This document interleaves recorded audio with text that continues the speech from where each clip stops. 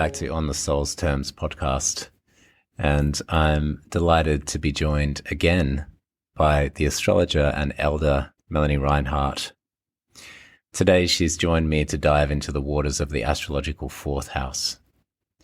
On the cusp of the fourth house is the Imum Coeli, or IC, the midnight line of the chart that plunges down into our ancestry, our time in the womb, and perhaps back to our very conception and beyond.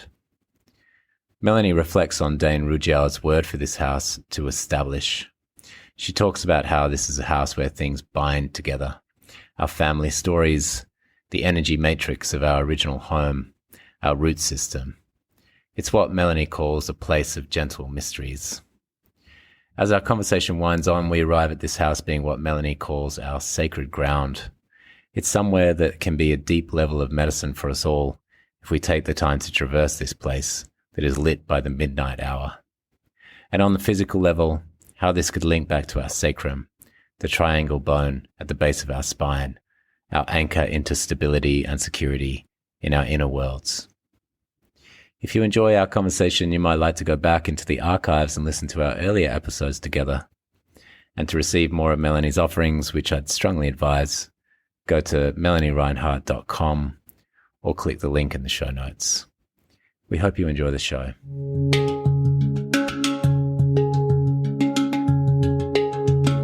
Welcome to the show, Melanie.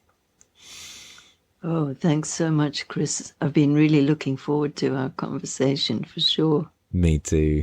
Yeah, I got in touch with Melanie a few weeks ago or a little while ago. And as things were starting to form for the podcast around this journey through the houses, in and out of all these houses, of the wheel of astrology, we were starting to talk with each other, and we talked about what houses we would imagine being in, and having a conversation around. And I think, Melanie, you originally said the 8th house is where you'd love to go, and then in the end, you were sort of like the 8th or maybe the 4th, and then I put to you that maybe we do both the 8th and the 4th. And so here we are. So essentially what we will do today, Melanie and I will record both. So in 4th house time, or Cancerian time, we'll be releasing this podcast on the 4th house, and then around about that Scorpio time of the year, we'll be releasing the 8th.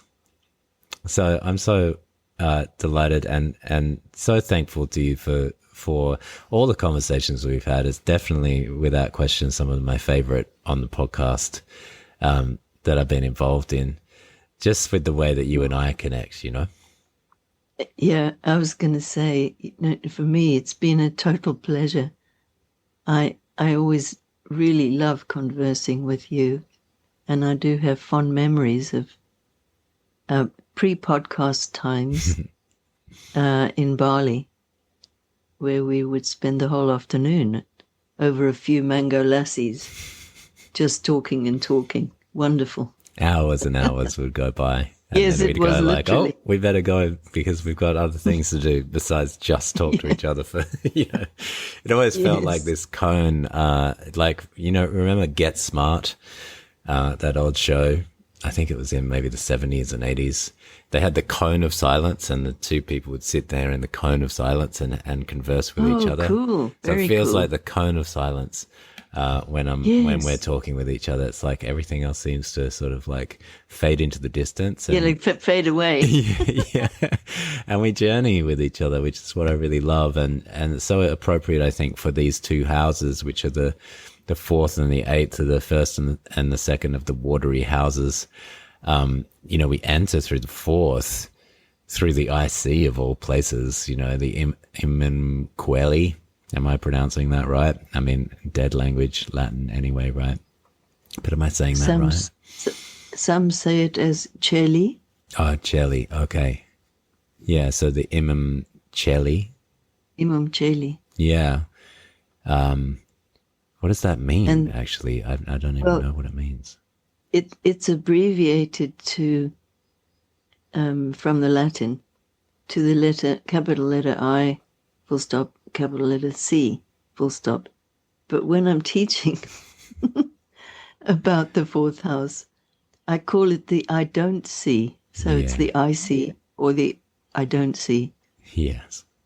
That's borne out by observation and experience. It's something that can be deeply, deeply hidden, almost to the level of it's something that we may be completely unaware of, but everybody else sees it. Huh. Like the old thing of, does a fish feel wet? Because it's swimming around in its natural medium. So for us, it's, in a tank or in the sea, depending on what kind of fish, kind of swimming around in this fluid. So we don't know how the fish experiences that, but we see it as immersed. And so we feel immersed in something to the degree that we may not even see it. Well, the first image that comes up that links to this, actually, as you're describing that, and the fish in the tank or in the sea, is the amniotic fluid and the womb space. Yes. Which is fourth house, maybe at its origin, right? So the I don't see, or the I see, I don't see, I can't see, of what it's like to be surrounded by that fluid. Exactly, because, we do spend the first 9 months of our physical life invisible to the eyes, but alive and hopefully well inside the mother's womb. And surrounded, like the fish, by amniotic fluid. Yeah. And there is something about the fourth house with its references to both endings and beginnings, which I find really enchanting is the word that comes, because in traditional astrology, particularly horary, the fourth house cusp, the I see, the I don't see, is often called the end of the matter.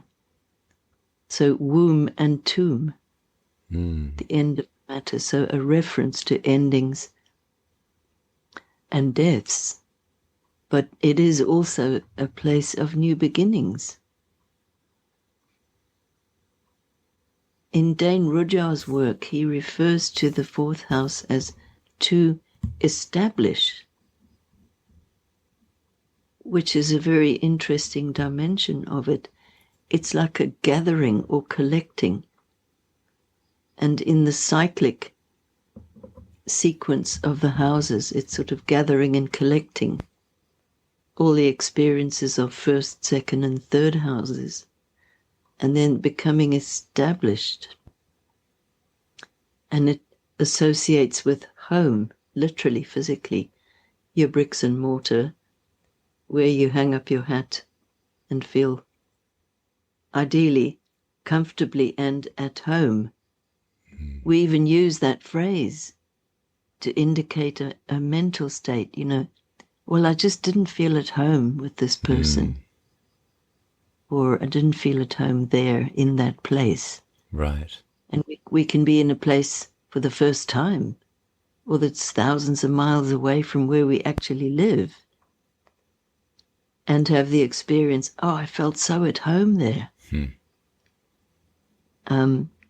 So there's a lot of gentle mysteries. Yeah. That reside around the fourth house cusp. I do, I guess, primarily think of it in terms of origins. Don't know about you, Chris. Do you think of it that way? Yeah, I think about that line and how it goes down. And then if I follow that line down, it just feels like it goes to origins, ancestors, roots. And I feel like I can keep following that line down, the symbol on it, the ruler or rulers of it. And and it can keep giving me more and more images to sort of uncover in a way. Absolutely. But it always wants Absolutely. to remain covered, which is why I think it's so, I always remember how you described it as the I see, I don't see, or I can't see. Because it's like it's a journey down there, right? Of discovery and then recovery. And so Yes. it's like, so there's a lot of healing at the deepest possible place in that part of the chart, it feels, but there also can be the deepest woundings and the deepest pain points, and which is why I like the sort of play on words of uncover, discover, recover, or even the difference between recovery and discovery. Recovery is to cover again, right? Lovely. And discover is to take the cover off. And it sort of feels like there's wonderful. a little bit of a both going on down there. When I think of my own, I'm like, oh yeah, there's something down there. You know, it's like something in the basement, right? Yes, yes.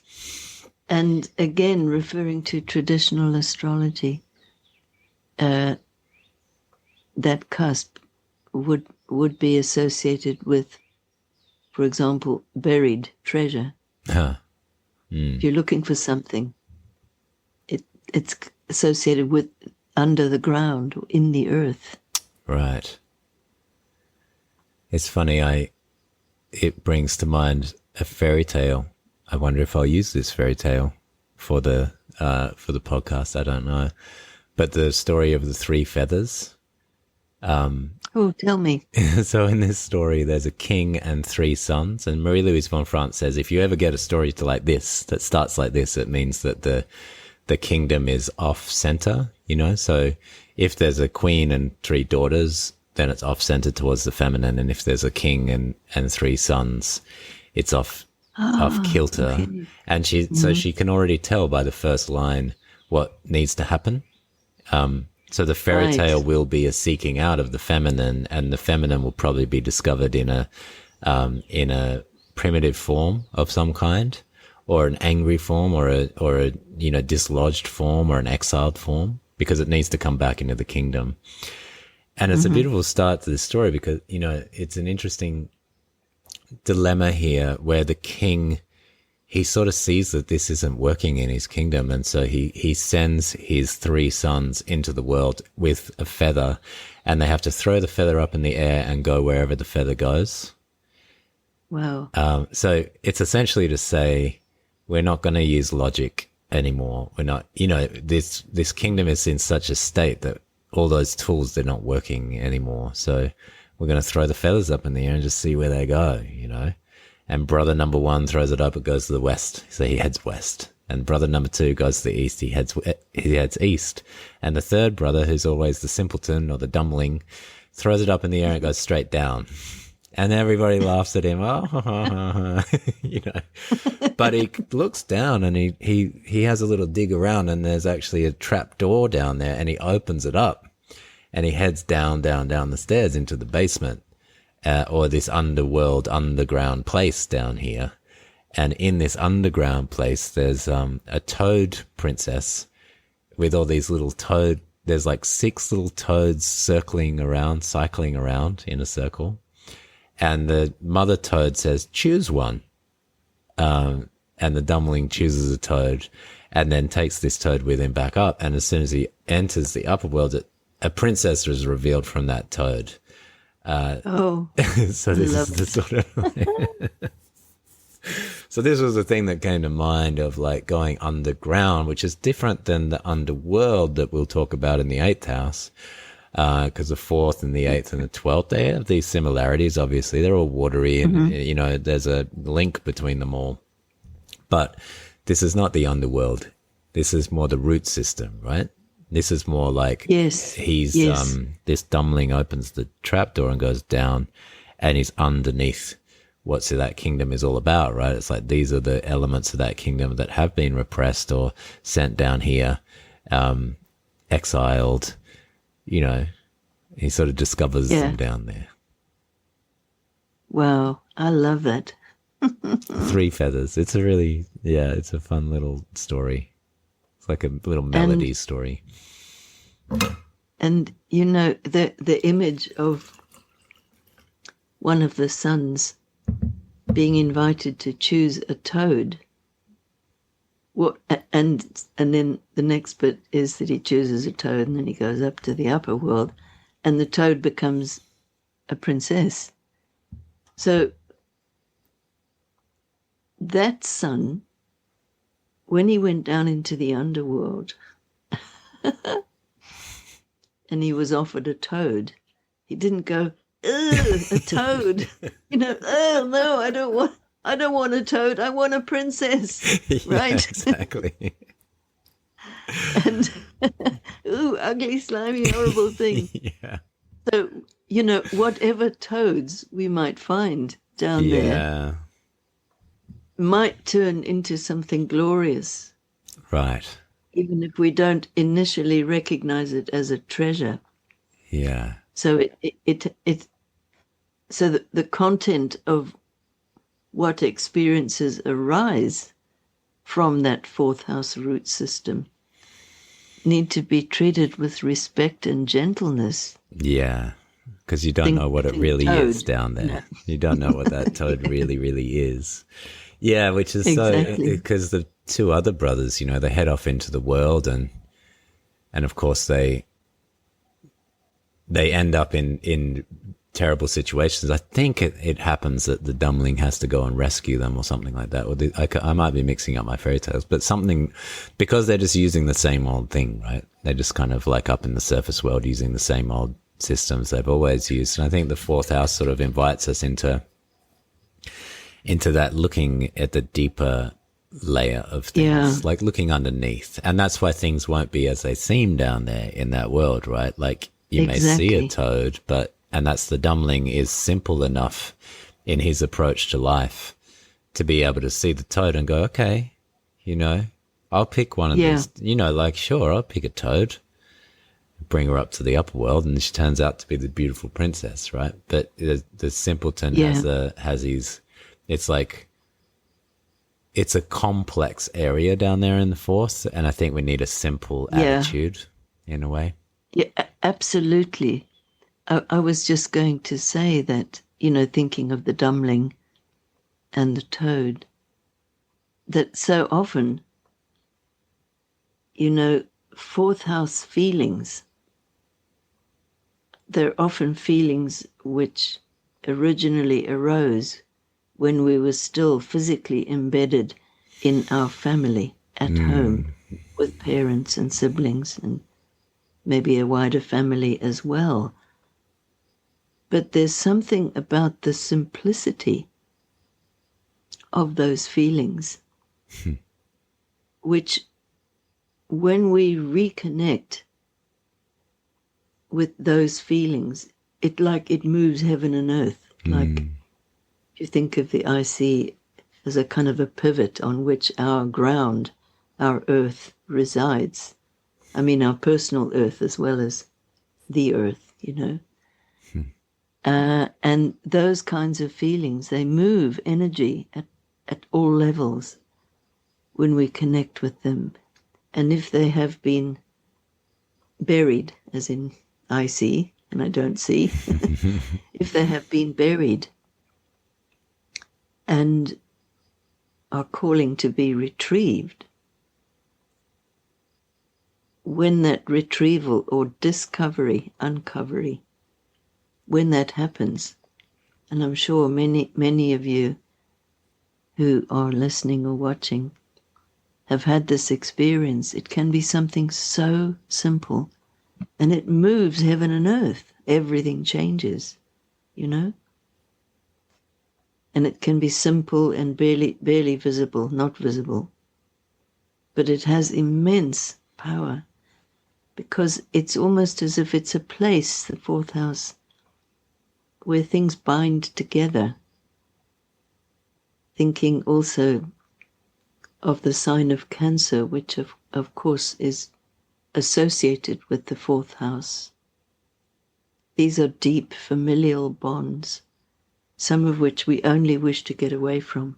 Yeah. And sometimes have to get away from. If they are proving injurious to us physically or in the soul. But nevertheless, there's like an energy matrix there that needs to be seen. There's an unseen matrix which needs to be seen. And that's often what opens the door to be able to move out of this house.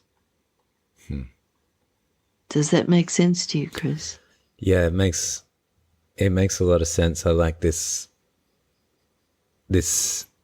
idea of the simple attitude being essential down here, because it's like if we start to overwork it or complicate it, that's when we get a little bit more entangled down in there, right? We're trying to sort of analyze it or get understanding. Actually, that's what understanding is, right? Like understanding. It's I love it. It's underneath where we're standing. Yes. So in that component, I like that you brought up like some of the things are the kinds of toads. We may not find toads down there. We might find like full monster creatures that, and as you say, like in everyday consciousness, it may have been necessary to get away. But the matrix that's underneath there, nevertheless, will need to be faced or will need to be addressed or looked at, or, I mean, looked at feels right for the I see, I don't see. And somehow a relationship built with the energetics of this, even if, or maybe especially if the family of origin was so uninhabitable, but that you needed to move away from it. It's kind of like that's not the end of the story, because that, like, this is in a sense what the chart shows us, right? Well, that's still the bedrock upon which all of this, it's the foundation on which this chart was formed. And things are going to crack in the surface world if this foundation remains like cracked and unstable, or not seen, yeah. And so there's work to do down there, and I like it. The IC, it's the opposite of the MC, as far as it's not the glorious work that we're going to be renowned for and known for in the world, right? It's kind of the opposite of that. It's not it's not our work in the world, actually. And you may do it your whole life and never have anyone ever say, hey, good work on doing that, right? Because it's not the place where we get that recognition or, approval for it. It's something very deeply, deeply personal down here. Yeah, absolutely. And I think they're of invisible work. Yeah. By which I mean work on the emotional and mental levels. It can require an enormous amount of awareness and adjustment to sustain relationships. And none of that may be visible in direct expression or behavior, but it's a whole world of very fine sensitivity down there. And as you're doing that with your hands, if you're listening, you see the crab, little tiny movements. But it's also the little crab, the sensitivity of the crab claw, maybe. Yes. These ones. Exactly. Little tiny micro movements down there. Yeah, absolutely. And there is a whole felt awareness. Yeah. That may be quite difficult to translate into language. And indeed, sometimes it proves to be almost impossible. If we have very powerful, overwhelming experiences, whether or not they're connected with the fourth house. I see it also as a place of digestion. Now I'm thinking squirrel or other animals that collect nuts. Yes.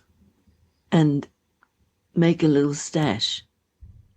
And then when the season is ripe for that, then they go and retrieve the nuts, or maybe make a little nest and they go back there. And so there's something about the IC, which it represents also our inner home, where we take our experience, where we gather the fruits of our experience as well, and we process them, we digest them, so to speak, digest an experience. It's a good metaphor. Yeah. And where in that way we release the nourishment from our own experience so that it can nourish us. So something which has just been stashed away in the fourth house may not have the capacity to nourish the soul. Sometimes it takes a period of being buried or stashed away, and then when it's time we may go rustling around and find it. And then chew on it. We talk about that. Or we sleep on it. Let me sleep on it. Or I've been chewing this over. To me, these are quite fourth house kind of processes. And also, the sense of familiarity is huge in this house. And we all need that on one level or another all the time. And I'm now just thinking, when I was in a period of my life where I was doing an amazing amount of traveling, so that meant that I was not in my own familiar bed in my little cottage for months on end sometimes. And I had this idea of creating a little bag. It was no bigger than that. And in this little bag, I put tiny reminders of all the periods of my life that I had little convenient objects to represent. And so I wish I'd thought of hunting that out and showing you. Yeah. But I had in a bag, it was the total bag size was less than the palm of my hand. But I had this little bag as a reminder, like of who I was and where I came from and what I've experienced and all that kind of thing. And it became like a little kind of talisman. And it was tiny, but it represented various homes, the home I was born in, other places I've lived, including my current place, and then I took that around everywhere with me when I was traveling. Wow. And it felt like a little secret. Yeah. It had a little bag of my little icy talisman wherever I went. And every time I'd think of it, I'd feel a certain kind of smugness. It's like, oh, actually, I am at home. Yes. Meaning I'm basically at home in my own skin, except I happen to be wandering around between homes, And that was very powerful for me. This is so interesting there's a lot in this, and I'm curious mine's going in a few different directions, but I'm curious as far as what the experience was of holding this little talisman and having that with you, if that did feel like home was with you, Yes, I felt safe. And that's, I think, a core thing of the fourth house. Yeah. Where we seek a kind of safety and security. Even if that proves to be impossible on a physical level, we might seek that security and safety in our philosophical or religious beliefs.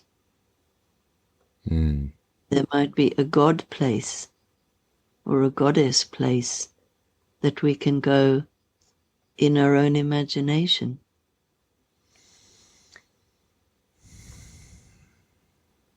So interesting. I'm watching the image. So where I'm sitting in my home, there is actually a window in front of me, and the light is so bright that I put a cover over the window so it wouldn't reflect on the screen. But I have a crystal hanging in the window, and its light is actually going right through. You see? So yeah, I do see I've that. got this light wandering around on my face. And I'm thinking, wow, that reminds me of the very theme that we're talking about. So even though I covered the window, I covered the light, there's this little crystal hanging where the light shines through the cover that I put, stop the sun blinding me. So something about the covered light still shines anyway. I love that. I'm thinking about I heard recently, I'm not sure this is true, but I think the word Swami means one who is at home in themselves. Oh, how lovely. Yeah, I think so. I think that's right. I can check it later. But I like that idea that it's like we think of enlightenment, and maybe this is the light on your face that brings me to this, in the way the light shining through. And we think of enlightenment as some big, again, a bit more MC, right? A little bit more like this thing that shows out, like this big light that comes out into the world, and the enlightened masters as this big, you know, the teachers and the sages and the enlightened ones. But actually it might be more of a fourth house thing, right? Like an arrival back into the home of the self, and a deep relationship to that home that carries with you wherever you go. Yeah, absolutely. I love that as an image, because that brings to mind the astronomy of what the IC is. So by way of contrast with the MC, so the MC is a place where, if you were born at midday, you'd have the sun right up there in the 10th house, or near the MC. If you were born at midnight, you would have the sun on the IC. And there's something about the light at midnight, or the hidden light, or the invisible light, or as Dane Rudhyar put it, the midnight sun. So that's something glorious appearing in the dark, which to me that relates to what you were saying about the word Swami. I didn't know that, but that's a lovely description. And even in the ancient traditions, going back sort of in ancient Greece, like predating the classical era, the celebration of Apollo was as the god not just of the sun, in the sense of the sun that we see, but the sun that we don't see. And because it was thought that Apollo would, or Helios before that, but Apollo would go over the river ocean at night. And that's where he was gathering up all of the magic of the sun. And so when the sun is rising, you're celebrating not just the return of the sun, but that you're celebrating all of that energy that it's picked up in the other world, and now it's showing itself, right? Like it's renewed itself. So the whole midnight journey. Yeah, the midnight journey is kind of reconstituted at dawn. Yeah, which was why Apollo was associated with medicine and healing, because of course Apollo gives birth eventually to Asclepius and Chiron, and this whole lineage, as you're well versed in. But Chiron obviously a foster child, but Asclepius, one of his children, and this connection to that part is the healing part when the sun's not around. So it's the things that we don't see, and it's the maybe the deepest potential for healing is around that I see, you know. Yes. And I wonder if that's true of people that know their chart right now listening in. And if you just like picture your chart, if you know it, and you just feel into your IC and ask yourself the question, is that true of my chart, that my IC is one of the biggest potentials for healing? And when I feel it in my chart, I'm like, yes, you know, like it's an instant, you know, I can feel that in the symbolism down there. Yes. And what I've also noticed is that sometimes whatever's down there astrologically, whether there's a planet in the fourth house or not, it will still have a ruling planet, and that ruling planet will be placed somewhere in one of the houses of the chart, and it will have its own aspects and so on and so forth. But there's something about the fourth house journey where one is invited or sometimes pushed to internalize whatever it is that we have been trying to access, feelings of security, belonging, at-homeness, safety, etc. Whatever we've been projecting those feelings onto, and then trying to get those in the external world. Sometimes circumstances force us to internalize that. Maybe thinking of your mention of the word Swami, maybe en route in our journey of enlightenment, this precious feeling of becoming at home within oneself,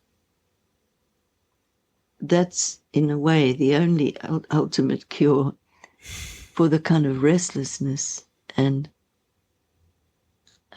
grass is greener kind of thing that can begin to generate at the fourth house, just because we may not be finding what it is that we most deeply seek down there, you know.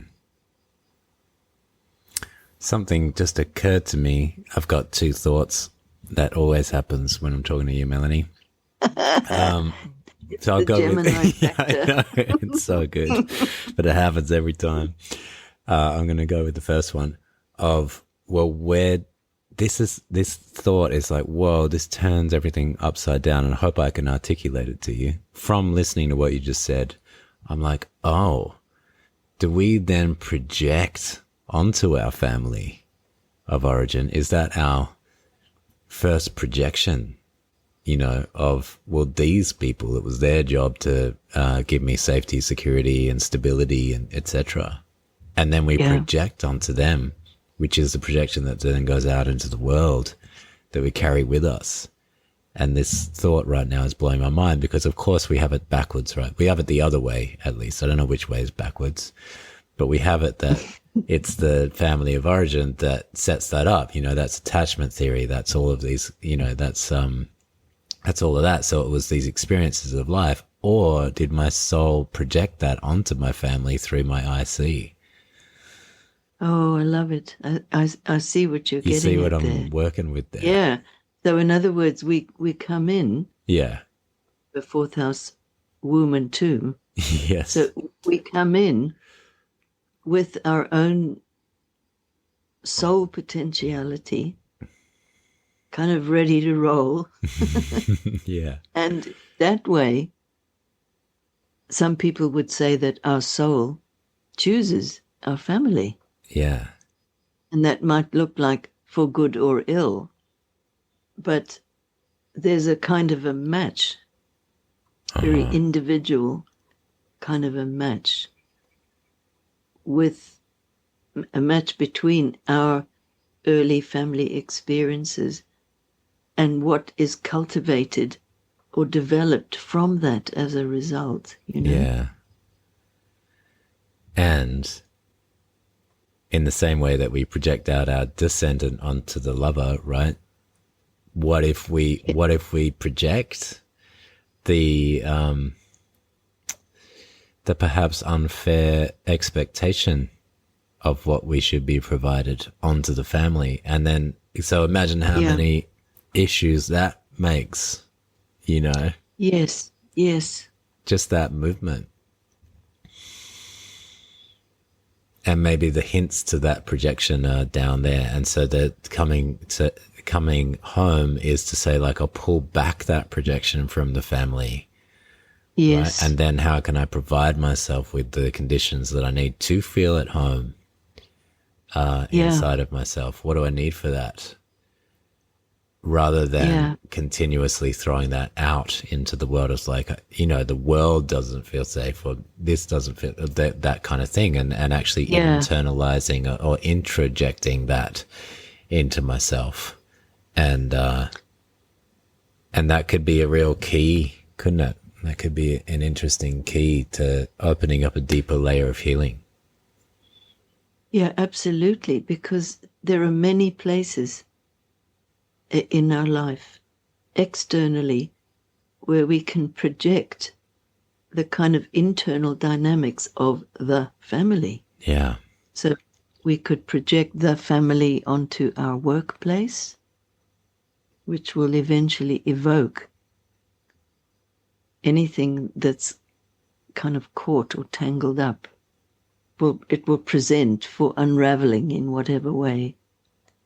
So it could be our place of work, our school, our university, any group, actually, be it a special interest group that's nothing to do with family.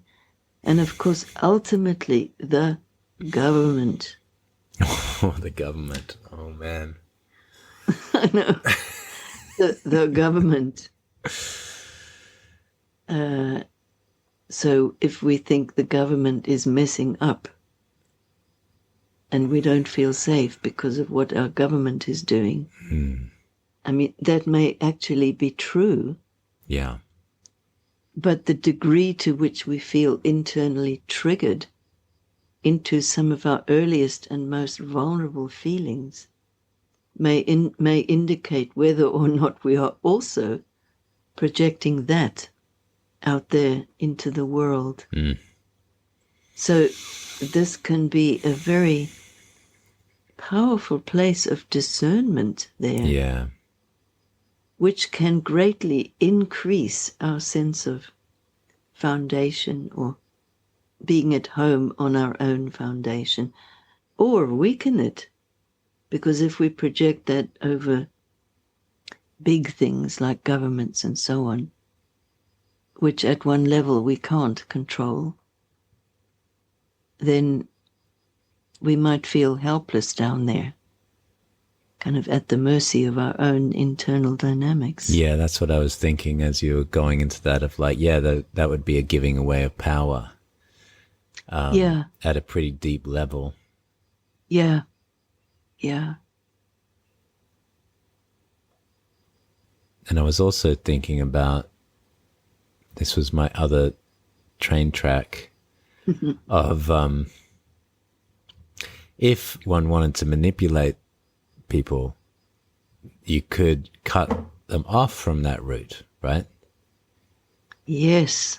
And therefore they would need more, right? Like, therefore, in order to try to get safe, you would need to sort of try to get all these other things, because you cut off, you're never going to feel that safety, security. And then coming back to Rudhyar's statement, to establish, it's like you would, if you cut off from that, you're not established. And so then you're grasping at other things, right? It's like the negative side of crab consciousness, which is the grasping, the clinging, and the holding. Yes. That would go on, which would be an addictive sort of thing. Yes, yes.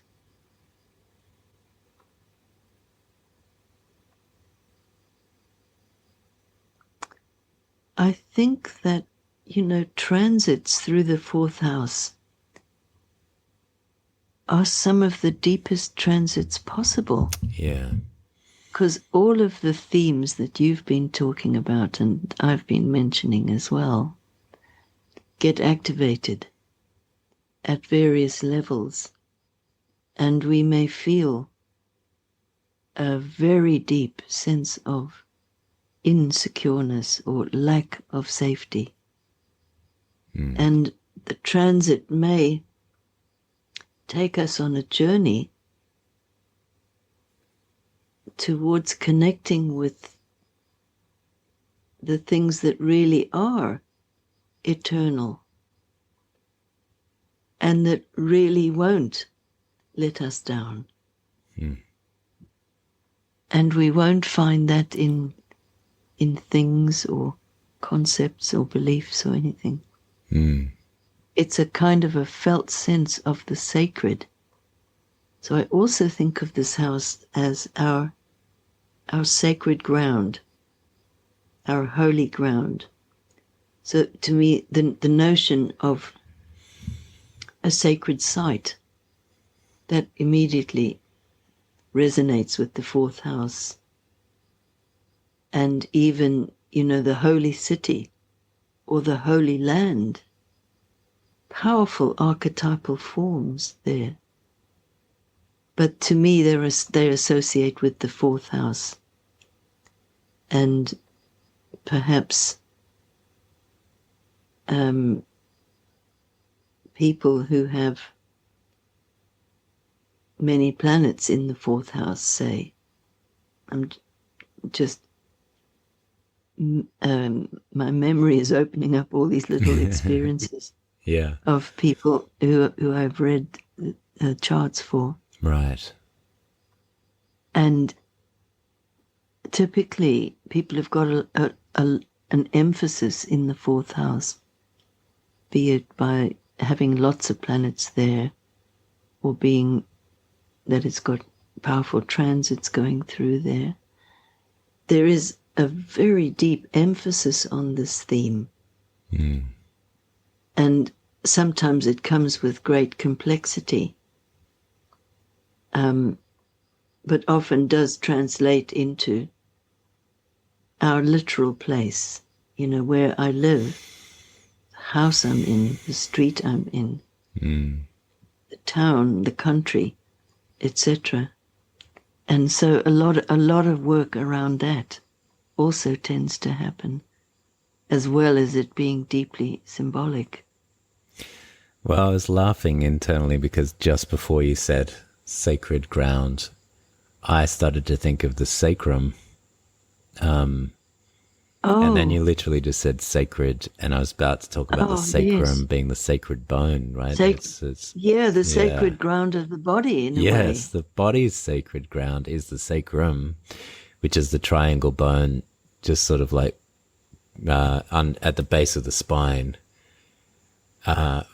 which also seats our creative potential and our and our sense of being at home there, like our relationship to the sacrum, and perhaps why it was called the sacrum in the first place is that it is the sacred bone that connects us back down. So just as I was like pondering that, you went into the sacred ground and the holy ground and the place of origin. So this linking between those. Wow. Yes, because I do associate those themes with the lowest and second up chakras. Yeah. Well, first and second they're usually called. So those relate, I think, very much to the themes of the fourth house. Yeah. Stability, security, and so on. Mm-hmm. As you were talking there about the sacrum, I kind of saw the spine as the MC-IC axis. Yeah. And I've spoken about that before when teaching, And so the sacrum is down there in the fourth house. It kind of winds its way up. and then that means that the MC can be the top. Well, interesting, because I would have thought, just as you were saying that, from the craniosacral perspective, that the occiput, which is at the base of the skull, is the top of the spine. And also kind of like is the beam, right? It beams through the eyes from there. So that's the holding of the whole head, right? The axis and the atlas, which is at the very top of the spine, and the occiput that holds the head. So that whole spine then, which is like that snake that goes through the middle of the body. Because it's interesting, I was thinking about this word to establish, and I saw the word stable or stability within the word establish. And then I thought about, many moons ago, I think you and I were talking about it might have been you and I'm not sure, but the st words being Saturnian. And so oftentimes with a st, you get a Saturnian word, like the sound itself. So like stop and start and strict and all these words that you can go on and on with them. Because it's interesting to feel it in establish and also digest, which is another one. And I wonder about Saturn's role, even though that feels a little counterintuitive being Cancerian and everything. But of course, the pickup of the Cancer Capricorn axis here, and Saturn's role because I was thinking about digestion as far as those 5 deities that were digested in the mother and then digested in the father. So thinking about the other way to think about Saturn eating his children is that they then spend time in the womb of the father before coming back into the world. And those 5 deities, Hestia, Poseidon, Hades, Demeter, and Hera, are all very fully formed, very established in themselves. Yeah. Oh, I love that. Yeah. And Zeus less so, in the sense that Zeus is very split between whether he's the king or the one that can be just seduced into the world, right? He's not so of himself. But these other 5, it's very clear who they are. Wonderful. So I wonder about that of the Saturnian component of this, as we might imagine Saturn's role, because Saturn establishes, right? Yep. And roots and creates structures and boundaries and declares the I am and the I am not, right? Yeah. And even thinking there of Saturn's association with bones in general. And the spine. I think that's why I went there. Because I was thinking about that whole spine. Yeah. And that interior structure.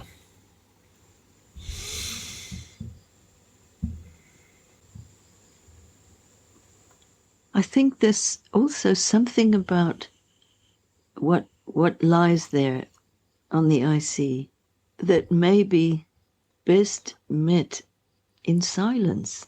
To me, it's a very quiet place, somehow. Yeah. Even a kind of a-verbal place or pre-verbal. Very much a feeling place.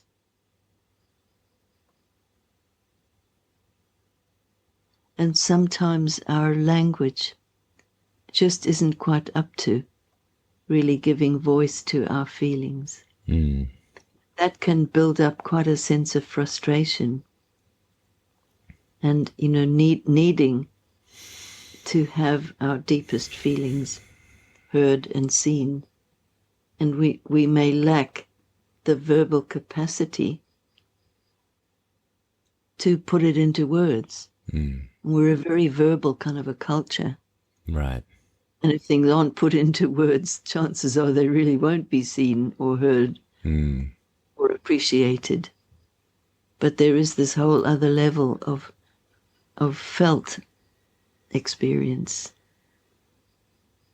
And I associate that with the fourth house.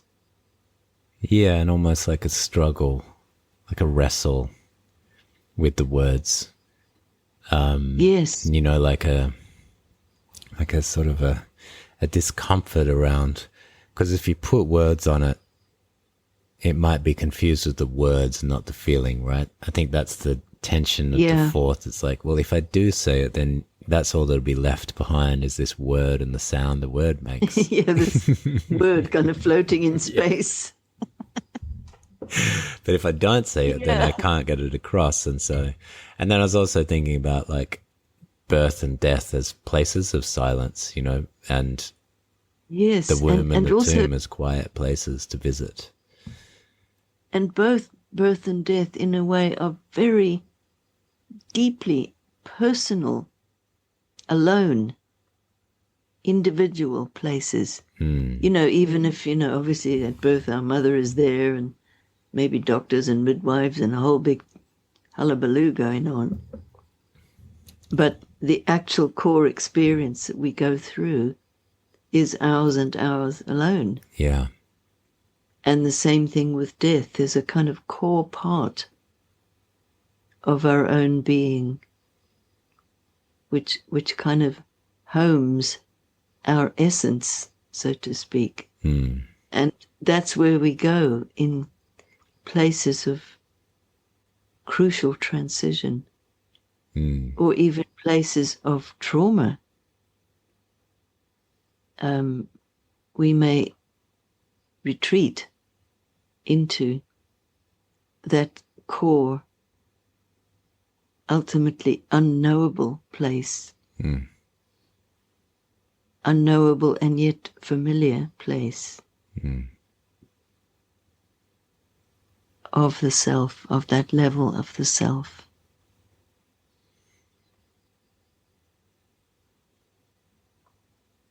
Yeah, it's almost like with the IC, we go back. We can regress there. Yes. And find our way back to the closest, safest strategy, right? The nearest, safest strategy, and all unconscious, which is why it can be so confusing when the IC takes over and you don't have all of the rest of the chart with you, you know. Your only concern is, how do I survive? Like the birth process and the death process, right on those edges. I was just thinking also about how the third house leads into the fourth and that very hermetic sort of place, right? And if the IC is that threshold crossing into birth, in a way, because we always consider that to be the ascendant, but it seems to be a lot more associations with the IC, because it is the womb and it is crossing the threshold and then into the family system. Like the entry point to the family system is your birth. Yeah. And it's Hermes there in the third house that may, or even the moon having its joy there in the third house and Hermes being associated with the third, that may transition you over and in. And sort of like, okay, off you go. Yes.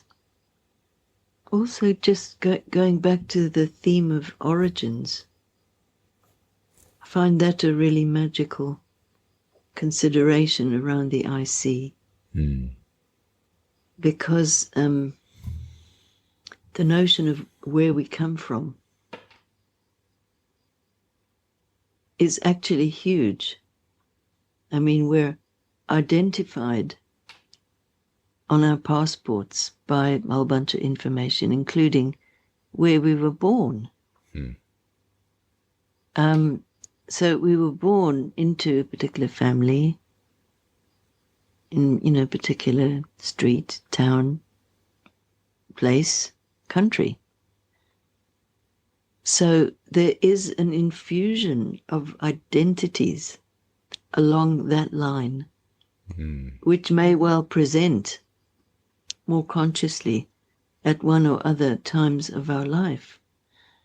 Like we might not realize how nationalistic we actually feel deep down in the IC until we perceive something as a threat to our country. And then it can be a rush of enormous feeling that can come up, almost as if one's identity itself is threatened.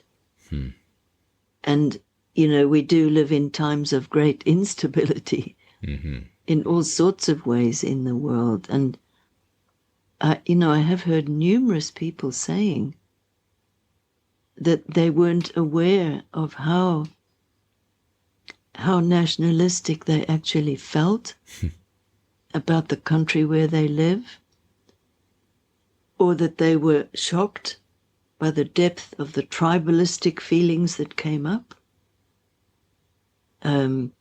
triggered by things in the political scene at the moment, but going, like deep down into the roots, because one feature of the tribal way of thinking is very much to do with being inside or outside. So inside is good, outside is bad, and the judgment about who's good and who's bad and who's right and who's wrong all configure around that deep, icy kind of place, Which is why I think that Saturn piece still fits in here as far as like the judgment and the in and out and who's good and who's bad. Almost like a moralistic piece to that. And Yes. then what I have to do to maintain my citizenship. Yes. What I have to do to not just to the country, right, but to my family and to right, like how I have to behave in order to remain in the in-group. Yes. Yes, so it's the code of conformity. Yeah. Which is sort of designed, as it were, to increase our feeling of security and safety and stability. And of course, sometimes it doesn't anyway, but that's the deal, I think. Right. And it's that tribal fear. That's what tribalism is, right? Like if the tribe were to exile me from this little village here, yeah, that's it. I'm done for. I think we know that still in our bones. We have that memory. Yeah. That, you could break out of this, but that may mean the end for you, right? Yeah. But then in healthy cultures or healthy tribes, there's that the transition into the fifth house from the fourth is very sacred and ritualized, and that is to become yourself and to develop your own gifts that are God-given gifts to ultimately, which can only make the tribe more vibrant and right by each individual within going into the fifth, going through a rite of passage, breaking those ties and becoming one's true self is actually in the end the healthiest thing for the tribe. Yeah, absolutely. I feel that we've covered a lot of the fourth. We've had a very good look around. Yes. How does it feel for you, Melanie, to, this has been the experience of this journey around the houses of I always feel like there's more left here, but that's such a good feeling. Yeah. Yeah, absolutely. Yeah. Yeah, how I'm feeling right now is I would like to sit down with a cup of tea for an hour or so and digest and reflect. that's a very fourth house kind of experience for me anyway. Totally. So because lots of things have been evoked in our discussion, at least for me. Me too.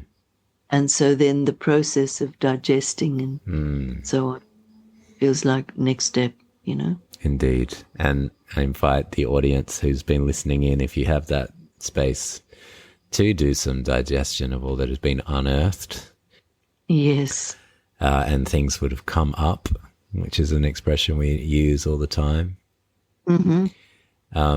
And to sit with and digest and be with that, if you can, if you have some time now, and to let that settle and simmer. And yeah, we might say goodbye to them there. Melanie, what do you think? Yes, absolutely. So thank you for being with us for this time. Yes, thank you. And thank you, Melanie, for joining me on this, I might even go as far as to say a sacred journey through the fourth. It feels that way. Yeah. It kind of feels that way to me too. Yeah. Beautiful. Wow, thank you. Thank you for listening to On the Soul's Terms podcast. To support the show, please consider leaving a 5-star review, sharing with friends, or becoming a patron at patreon.com/onthesoulsterms. Until next time.